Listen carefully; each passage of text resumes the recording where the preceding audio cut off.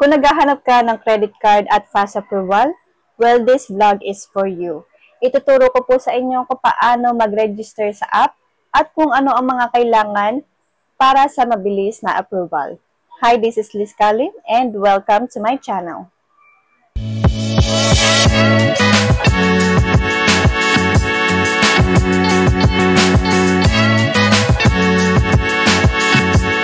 Recently, nag-apply po ako ng credit card for my business at naaprubahan po agad ako.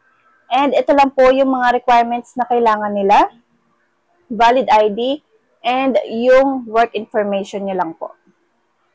At ito nga po yung apps kung saan ako nag-apply ng credit card. Ito po yung Atome app. And here's the step-by-step for applying Atome credit card. First, i-download nyo po muna tong Atome app and then register your phone number. Okay, so after nyo po ma-download yung Atome app, first step is kailangan nyo po munang i-register ang inyong cellphone number. And then, i-click ang register now. At meron pong isi-send sa inyong OTP, verification. I-check nyo lang po ang inyong SMS or Viber. And then, after ma-receive yung OTP PIN, ayan, input nyo lang po dito and then, click ang next. Ayan, so dito po sa umpisa, hindi ko na po na-record. Pero dito po sa first page is kailangan po ang inyong ID or valid ID. Okay, harap at likod, pipicturean nyo po yan. And then next, okay, then after that, ang inyong personal information. And like nationality, country of birth, place of birth, mother's first name, mother's last name, and ang inyong email address. And then scroll down. Ayan, input nyo po dito ang inyong educational background and marital status. After that, ang inyong character references. Okay, so like ang inyong family member or friends. Yan. Input nyo lang po dito. And next, ang inyong work information. Next. Okay, so dito po sa inyong physical card, ilagay nyo lang po yung name po na nakaprinted doon sa inyong card. And then, ang inyong address. Input nyo po dito kung anong address or kung saan isi-send yung inyong Atome credit card. Okay, then,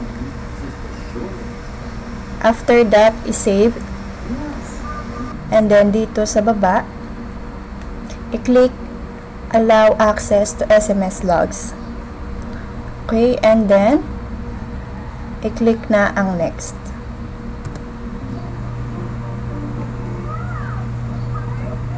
Okay, then click ang confirm.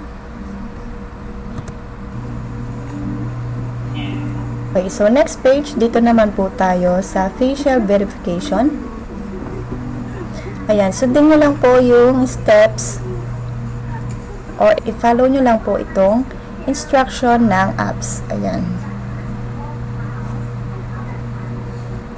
Okay, then, there you go. Okay, so application complete. And then it says, give us 3 days. Ayan, so after 3 days po, i-check nyo po ang inyong Atome app kung kayo po ay verified na or naaprubahan na ni Atome.